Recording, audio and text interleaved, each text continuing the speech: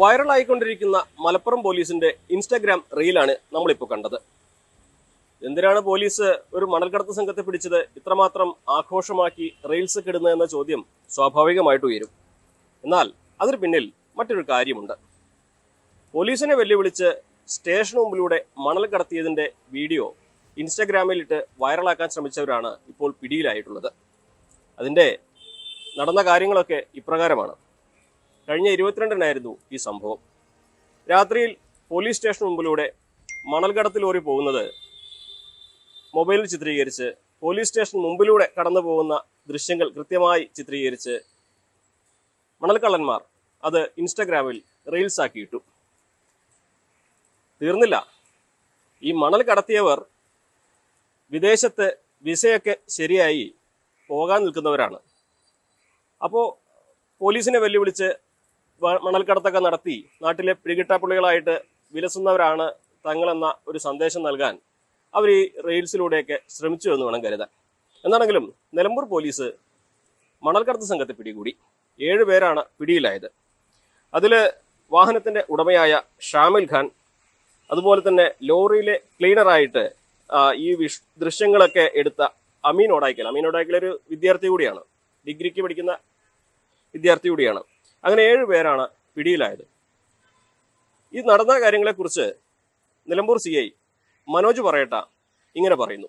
Police സ്റ്റേഷന് മുൻവശത്തു കൂടി tipper ലോറിയിൽ മണൽ കടത്തുന്ന ഒരു വൈറൽ വീഡിയോ ദൃശ്യം സോഷ്യൽ മീഡിയയിൽ പ്രചരിച്ചത് പത്രമാധ്യമങ്ങളിലൂടെ കണ്ട് ആ കാര്യത്തിന് കേസെടുത്ത് അന്വേഷണം നടത്തി പോലീസ് അതിന്റെ മുഴുവൻ പ്രതികളെയും അറസ്റ്റ് ചെയ്യുകയും ഈ മണൽക്കടത്തിന് ഉപയോഗിച്ച വാഹനം പിടികൂടുകയും ചെയ്തു. ഈ മണൽ മാഫിയ വളരെ കൃത്യമായ ആസൂത്രണത്തോടു കൂടിയാണ് പോലീസിന്റെ ഓരോ നീക്കങ്ങളും വളരെ വലിയ രീതിയിലുള്ള സംഘങ്ങളുടെ നിരീക്ഷണത്തിന് വിധേയമാക്കി പോലീസ് സ്റ്റേഷനെ സൂക്ഷ്മമായി പരിശോധിച്ചാണ് ഈ കുറ്റകൃത്യം ചെയ്തുകൊണ്ടിരുന്നത്. ഇതിന്റെ വലയിലെ മുഴുവൻ കണ്ണികളെയും അറസ്റ്റ് ചെയ്യാനുള്ള തുടർ നടപടികളിലേക്കാണ് പോലീസ് കടക്കുന്നത്. അതിന്റെ ഭാഗമായി കൃത്യമായ ശാസ്ത്രീയമായ സൈബർ അന്വേഷണത്തിലൂടെ ഇതില് ഉൾപ്പെട്ട അംഗങ്ങളുടെ മുഴുവൻ മൊബൈൽ ഫോണുകളും സൂക്ഷ്മമായ നിരീക്ഷണത്തിനും പഠനത്തിനും വിധേയമാക്കിയിട്ടുണ്ട്. അവരുടെ ലൊക്കേഷനുകളും കോണ്ടാക്റ്റുകളും അവരുടെ സോഷ്യൽ മീഡിയയിലൂടെയുള്ള വാട്സപ്പ് കോളുകൾ അടക്കമുള്ള ആളുകൾ പരിശോധിച്ച് ശാസ്ത്രീയമായ അന്വേഷണം നടത്തിയിട്ടുണ്ട്.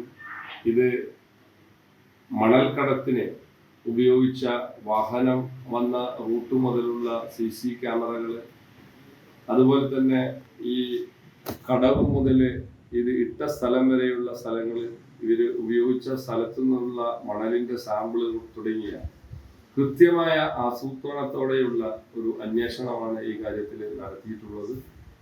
കൂടുതൽ പ്രതികൾ വരും ദിവസങ്ങളിൽ പോലീസിന്റെ പിടിയിലാവും. എന്നാണെങ്കിലും ഈ മണൽക്കടത്ത് സംഘത്തെ പിടികൂടിയതോടെ ഈ വിദേശത്തേക്കുള്ള അവരുടെ യാത്രയൊക്കെ ഇനി തീരുമാനമായി എന്ന് വേണം കരുതാൻ. കാരണം ഇവരെ കോടതിയിൽ ഹാജരാക്കി റിമാൻഡ് ചെയ്യും. സ്വാഭാവികമായിട്ടും ജോലിക്ക് പോകാൻ കഴിയാത്ത സാഹചര്യം വരും. മുമ്പും മണൽക്കടത്തിന് പിടിയിലായിട്ടുള്ളവരാണ് ഇതിൽ 2 പേർ. അതായത് ഷാമിലും അൽത്താഫും മുമ്പും മണൽക്കടത്തിന് പിടിയിലായിട്ടുള്ളവരാണ്. എന്നാണെങ്കിലും പോലീസിനെ വെല്ലുവിളിച്ച് മണൽ കടത്തി അത് ഇൻസ്റ്റാഗ്രാമിലൂടെ വൈറലാക്കാൻ ശ്രമിച്ചവർ ഇപ്പോൾ പോലീസിന്റെ വൈറൽ വീഡിയോയിലെ ആളുകളായി മാറിയിട്ടുണ്ട്. കേരള പോലീസ് എന്ന സുമ്മാവ എന്ന് ചോദിക്കുന്നത് ഇതുകൊണ്ടൊക്കെയാണ്. മലപ്പുറത്ത് നിന്നും CB അനുമോദ്, ന്യൂസ് 18.